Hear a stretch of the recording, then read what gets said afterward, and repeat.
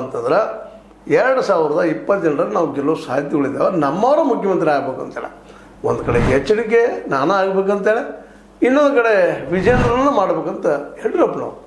ಈ ಕಾರಣದಿಂದ ಇವ್ರೊಳಗೆ ಹೊಂದಾಣಿಕೆ ಆಗ್ತದನ ಅನ್ನುವಂಥ. ಹೀಗಾಗಿ ಯಡಿಯೂರಪ್ಪನವ್ರು ಹೇಳಿದ್ರು ನಾವು ಸ್ವಂತ ಬಲದಲ್ಲಿ ಆಯ್ಕೆ ಆಗ್ತೀವಿ, ಯಾರು ಬೇಕಾಗಿಲ್ಲ ಅಂತೇಳಿ. ಆದರೆ ಅಷ್ಟು ಧೈರ್ಯ ಹೈಕಮಾಂಡಿಗೆ ಇಲ್ಲ ಅಂತ ಅನಿಸ್ತದೆ. ಯಾಕಂದ್ರೆ ಈಗಾಗಲೇ ನಮ್ಮ HD ಕುಮಾರಸ್ವಾಮಿಗಳ ಓಟವನ್ನು ನೋಡಿದರೆ, ಮತ್ತು ಅದರಲ್ಲೂ ಇವತ್ತು ಇನ್ನೊಂದು ಭಾಳ ಪ್ರಮುಖವಾಗಿ ಇಲ್ಲಿ ಗಮನಿಸ್ಬೇಕಾದೇನಪ್ಪ ಅಂದರೆ, ಸಿದ್ದರಾಮಯ್ಯನವರು OBC ಹಿನ್ನೆಲೆಯಲ್ಲೇ 5 ಸಂಘಟನೆ ಮಾಡಿದ್ದಾರೆ. 5 ಸಂಘಟನೆಯಿಂದ ಇವತ್ತೊಂದು ರಿಸರ್ವೇಷನ್ ಸಹಿತ ಮಾಡೋ ಸಲುವಾಗಿ ಸರ್ವೇನೂ ಮಾಡಿಸಿದ್ದಾರೆ. ಹೀಗಾಗಿ ಇಬ್ಬರಿಗಿಂತ ಎತ್ತರಕ್ಕೆ ಬೆಳೆಯುವಂಥ ವ್ಯಕ್ತಿ ಆಗಿಬಿಟ್ಟಿದ್ದಾರೆ. ಇವತ್ತು ಆ 5 ಮತಗಳು ನಮಗೆ ಬರಲಿಕ್ಕಿಲ್ಲ ಅನ್ನೋಂಥ ಭಾವ ಮೋದಿ ಮತ್ತು ಶಾರಲ್ಲಿರೋದ್ರಿಂದಾಗೆ ಅವರು ಲಿಂಗಾಯತ್ ಮತ್ತು ಒಕ್ಕಲಾಗಿ ಕೂಡಿಸಿ ಅಧಿಕಾರಕ್ಕೆ ಬರಬೇಕು.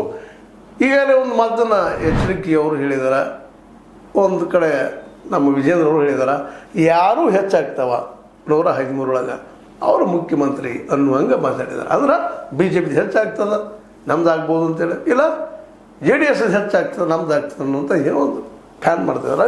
ಇದು ಯಶಸ್ವಿ ಆಗ್ತದೆ ಅಂತ. ಯಾಕಂದರೆ ಒಂದೇ ತಕ್ಕಡಿಲಿ ಇಬ್ಬರು ಕೊಡ್ತಾರ, 2 ಕಾಪಿಗಳು ಕೊಡ್ತಾವ, ಅಥವಾ ಇಬ್ಬರು ಭಿನ್ನ ಮತ ಇದ್ದಂಥ ಜನ ಭಿನ್ನಾಭಿಪ್ರಾಯದ ಜನ ಕೂಡ್ಕೊಂಡು